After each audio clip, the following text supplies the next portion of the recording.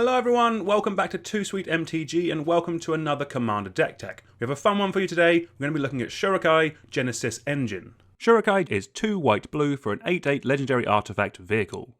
It has pay 1 and tap to draw 2 cards, then discard a card. You also create a 1/1 colourless pilot creature token with this creature crews vehicles as though its power were 2 greater. It also has crew 8, and importantly, Shorikai Genesis Engine can be your commander. Shorikai isn't just a Genesis engine, it's also a value engine that does everything a commander deck is looking for. Firstly, until it's crewed, it doesn't die to creature removal, so has protection basically already built in. Then the activated ability draws us 2 cards and then we discard 1, so it has card advantage as well.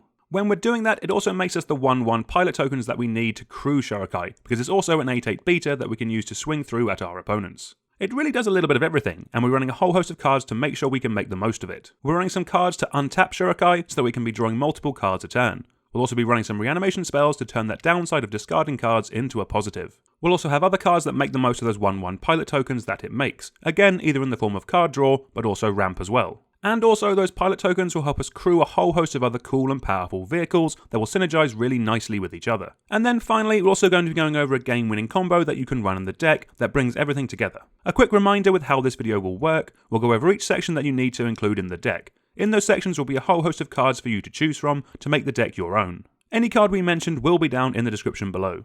Firstly, we're going to start with maximising the card draw that we get off of Shorikai.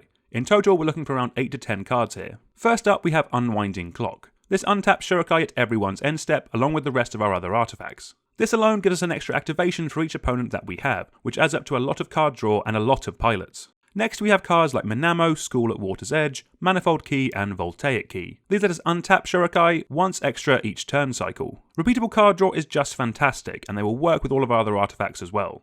Next up is Skullclamp, an auto include in any deck that can reliably make a bunch of creatures with 1 toughness to turn them into 2 lovely cards. Also synergizing with those tokens is Idol of Oblivion. For 2 mana we're basically getting an extra card from then onwards. Absolutely phenomenal. Next up we have some card draw on some other vehicles, perfect to be crewed by those pilot tokens. Smuggler's Copter is just another fantastic looting effect to help sculpt the perfect hand. Mighty Servant of Leuk-o is a great vehicle that if we can crew it with 2 pilots and it gets through for damage will draw us 2 cards. It being a 6/6 trample for just 3 mana shouldn't make that too difficult. Then we have the Weatherlight, which lets us dig 5 for a historic spell whenever it deals combat damage to a player, which fortunately a large chunk of the deck will end up being. On the topic of vehicles, to go nicely with them, we have Sram Senior Edificer. Really solid at drawing us a bulk of cards whenever we play one. Then for some one-timey bits of card draw, we have some affinity love with Thoughtcast and Thought Monitor. These could both end up just being 1 blue to draw us 2 cards. Moving over to our ramp now, we have some vehicles, we have some dorks, and we have some rocks. Like the card draw, we're looking for between 8 to 10 bits here. First up we have Aerial Surveyor, a great little vehicle that can ramp us with planes if it attacks a player who controls more lands than us. Then we have the flip side of Cosima, God of the Voyage, the Omen Keel. This exiles cards from any opponent's library whenever a vehicle deals combat damage to them, and then we can then play those lands from amongst them as our own. This means we'll never be missing land drops, and as our commander is also an 8/8, this can really strip our opponents of valuable resources as well. Next up we have some Mana Dorks, which are small creatures that can tap for mana. These do a number of things in the deck. They firstly and primarily are there to ramp us forward so we can actually play our spells. Secondly, they can also crew our vehicles in a pinch in case we ever run out of pilots. Then, lastly, they're also part of a game-winning combo that we'll go over when we get to our win-con section, which is just awesome. After those, we have our bread and butter mana rocks. Like with most decks, I would primarily want these to be under 2 mana and preferably tap for all of our colours, but obviously we can make an exception for a Soul Ring. To round off our ramp, we have some spells that reduce the casting cost of our artifacts. You have cards like Etherium Sculptor, Foundry Inspector and Urza Lord Protector. These can really help us in a late game to drop some huge vehicles again and again. Next up, we have our interaction section. Generally, you want to start with 8 bits and go up from there the more competitive your playgroup normally is. Starting off strong with Skysovereign Consul Flagship, a beefy flying boat that lightning bolts something when it enters the battlefield or attacks. Then we have Unlicensed Hearse, a great cheap vehicle that can sit there eating away at our opponent's graveyards until it's big enough to swing in itself. Then we have the Mightstone and the Weakstone, a great way of dealing with creatures with 5 or less toughness. It can then sit there and help us cast future artifacts and vehicles, and does also meld with Big Daddy Urza for another win condition. For some more targeted removal, we have some of the best bits that White has to offer. In this deck, Dispatch joins Path to Exile and Swords to Plowshares as premium removal. Then Generous Gift has the flexibility to just answer anything. We also have plenty of solid board wipes available to us. As most of our creatures are either mana dorks or tiny pilots, Dust to Dawn and Austere Command can be awesome one-sided board wipes. You You then also have Organic Extinction, which might take out some of our tokens but should leave the rest of our board pretty intact. And after that you have access to some of the best wraths going, so you really can find some great options to suit any budget. Next up, we have a little bit of protection. These will just be really helpful at keeping our key bits around. You don't need too many in this deck, probably between 2 and 4. In this deck, where the vehicles only die to creature removal when they're actually crewed, I would personally want my protection to be in the form of cheap counterspells. This will just give us so much more peace of mind and will really limit how much our opponents can mess with our plans. We then move on to some recursion. I like running some in general in most decks, but in this where our commander can put things into our graveyard quite reliably, I want to run slightly more, so between 4 to 6. First we have Iron Soul Enforcer, which lets us return an artifact from our graveyard to play whenever Shorikai attacks alone. At some point, we're going to be doing this. It is an 8/8, so bringing back any hefty artifacts will just be fantastic. Then we have Dance of the Manse, which we can pump a load of mana into late game to rebuild us a board state of vehicles. What's great is that if X is 6 or more, those vehicles will permanently become creatures, so they'll be able to swing in without us needing to ever crew them. We also have Tameshi Reality Architect, which has the activated ability to return a land to our hand, to then return a key artifact from our graveyard back into play, while also drawing us a card when we do this. Then we have Emry Lurker of the Loch, a great card which lets us tap it to cast any artifact from our graveyard, which is perfect for bringing back something that we've looted away earlier. And then, because why not, we have a card like Brilliant Restoration, which for 7 mana lets us return all of our artifacts from the graveyard to play. An absolute house late game and capable of winning us a game by itself because of the hefty board state that it will give us. Talking of winning the game, let's go over some dedicated win conditions. This is where you can go a little bit ham and run as many as you want. First up, we have some ways of weaponizing the fact that Shorikai is an 8/8 beater.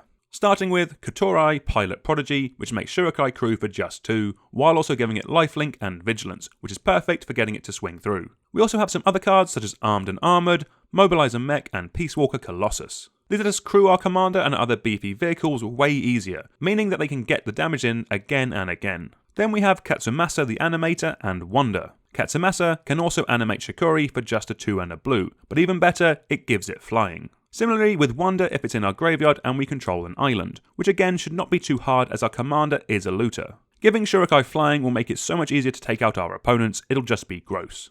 Then we also have Cyberdrive Awakener. This will animate all of our non-creature artifacts and turn them into flying 4/4s. But what's great is that it won't just be our vehicles, it'll be our mana rocks or any power stones that we have lying around as well. They also get in on the damage dealing fun. To help with that, we also have a bunch more really impactful and really powerful vehicles. There's a bunch from the Warhammer decks like Knight Paladin, Thunderhawk Gunship and Reaver Titan. And then we have the biggest of them all, the Army in a Can, Parhelion 2. These are just really cool and really solid ways of taking down your opponent's life totals. As promised, we also have a nice combo that you can very easily run in this deck. There's a few different ways we can go, but most of them revolve around Intruder Alarm. This permanent importantly says, whenever a creature comes into play, untap every creature. So, how does it combo? Firstly, Shorikai needs to be a creature. This can either be from crewing it with our pilots, or with some of the animate effects we went through a minute ago. When Shorikai is a creature, we tap it to draw 2 and discard 1, and make a pilot token. When that pilot comes in, it untaps our whole board of creatures, including Shorikai. If you then add a mana dork to the mix, something that generates at least 1 mana to pay for the activation of Shorikai, that will also untap when the pilot comes in, meaning that the whole cycle pays for itself. With this, you can then draw your whole deck and make an immense amount of pilot tokens. If you add multiple mana dorks to the mix, or say something like Ashnod's Altar to sacrifice the pilots, you are then up on mana, while also drawing your whole deck.